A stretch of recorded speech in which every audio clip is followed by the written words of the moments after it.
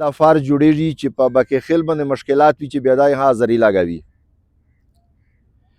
میږه کوم بکې خیل دلته وریا چک شول مشرونه هغې یوه فیصله وکړله.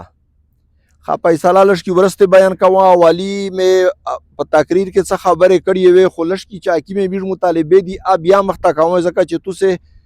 ودا ته وست هغه ویډیو ولګولې چې هغه خبرې لکه میږو له حکومت ته ورسي.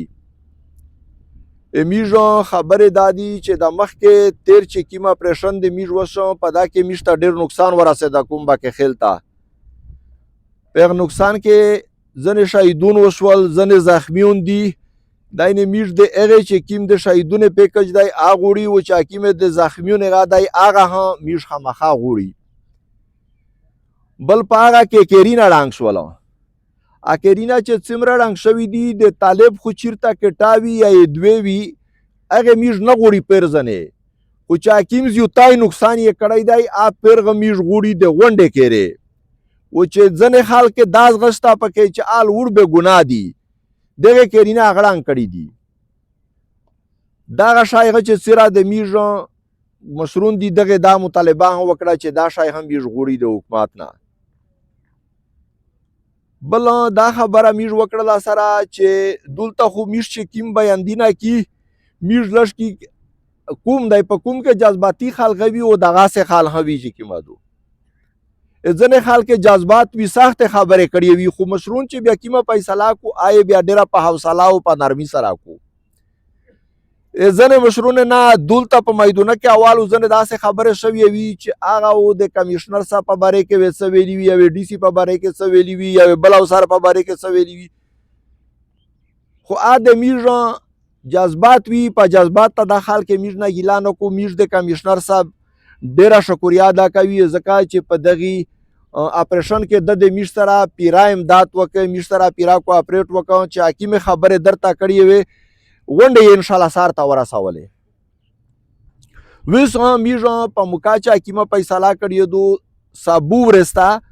میږ مشرون خاص کر خپل مو سره یو شوي دي مشرون د قدرخان په بنګلا جمع کېږي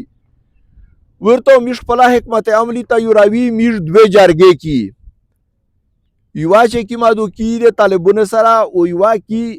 د جی ایچ کیو سره هغه د جی او سی سره. په دا دوې جرګې کې د جی او سی د جرګې د پوره میږ ماته ته وایي چې دغه ټیم تر ته وخله د کمیشنر په ذریعه یې وخلې د چا په ذریعه یې وخلې میږ ته دا ټیم وخله چې میږ د جی او سی سره کښېني او میږ د خپلې مطالبې ته مخکې کي او مخکې د پوره چې کومې خبرې رسي چې میږ په خبرې غم سره وغږېږي و د طالبونو سره هم چې کومه دو میږ خبرې کی چې توسې د خدای هیله وخلستی دا جهاد چې توس کېستی د بکې خیل د خورې نه بار ته کېستی دلته یې ما کې میږ امن ماتبه کوستی د میږ ښځې وړکي چې کومه دو دا ته تکلیف مار کوستی دغې په باره کې د هغې سره هم خبرې کی ثبوته میږ ورته سره جمع کېږي بیا و هغې نه هغه مشرون چې کومه دو مخکې خپل قدم وخلي دلته چې کومه دو سړي یې نیولي دي چې یو خانزله ده یو شیخیل دی څه دغې په باره کې هغه میږ دا وایي چې دا شیخیل چې نیولی دی دا د جواد کو چې په څه شي پرې نیولی دی او څرنګې خبره دو مسم نوم یې دی و دغه بل خانزله چې کوم دی دا چې اکثره میږ خلک یې پېژني دلته دې ته یې خفیه هغه وکړو انکواري هغه صفا پګل دی لیونی دی دا کومې خبرې چې ده نه شوې دي دا د پګلې ورځې ځینې شوې دي. بل دلته د جانور د سکول خبره بار بار شي چې کومه دو د جانور سکول میږ ځکه بار بار یادوي چې په دغه کې د وړکې تعداد ډېر زیات دی تعلیم نقصان دی دا مکمل چې کومه دو لکه میږ یوه بېخکنې دو دا شی دا هم نه کو چې کومه دو دا درته ازود کو متبادل د بل ځای د زون ته وکسي دا خبره میږ غونډې د کمیشنر سره د جی او سی سره دا خبرې غونډې میږ بیا کی سره د ډي سي و هغه دیله بل فریق ته هغه میږ راکړي دي بل میږ چې د کومه مرکه کښې شوله ارتلین کې اتوار ته په دا مرکه کې و مشرون غ موجود وي زونون غ موجود وي و عالمونو هم موجود وي نن عالمونو تعداد لږ کې کم دی دلته میږ په عالمون باندې داس نه کي چې میږ ورته یایي چې توس فتوا جاري کېستی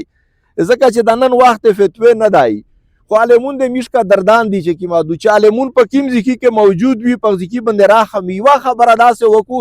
چې ا د چا سوچ غنوي هغه خبره نه خلک متاثر شي دغه وجه نه امیر د بکه خل عالمون ته هم وایي چې مرکات د زون خمخار رسوي امیر مرکاو په دې باندې خوشالي وي دا خبره دا وشول غونډه سره دلته ایوزی کوي غایه موته وشول بس چا ویل چې درې موټر سایکلینه وي ا د عام خلک وي فوجونه نیولي وو یورتا ورتريلي وي هغه موزاغه میږغوري چې ویل د عام خلک ته تکلیف وراسي دا خبره وټوله میږه د جیوسی سره د کمشنر سره د ډي سي سره شیر کوي او دغه نور خلک سره وغه میږه کی ورتین کی اتوار ته بیا مرکاوي او په دغه استعداد باندې لکه د نن چې خلک کرغلای داسې ودري وي شا دا یو د روټ خبره دو د مونوی رسوي وا د جانی خیل د سر د خیل روټ باندې دا روټ د خلوص کو د قسم ارچوي لشکې د روټ نه پڅټ کو چې د خپل حفاظت د شي خو د خال ته ډیر غاټ تکلیف تای ډیر غاټه بودی دله پرتا دو دا روټ د خلوص کو بل خدا څه شي نشته